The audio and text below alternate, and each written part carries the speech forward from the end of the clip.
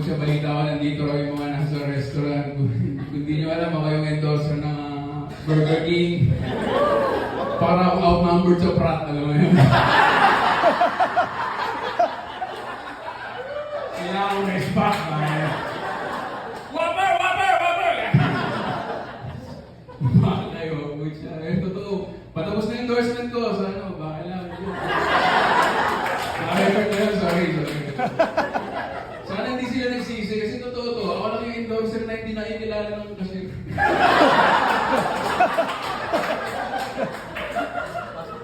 Sakit. Excited na excited ako. Lumakas yung campaign. Pucha, ganyan ako. Hi, isa kang burger. Sabi niya, yes sir. Yes sir.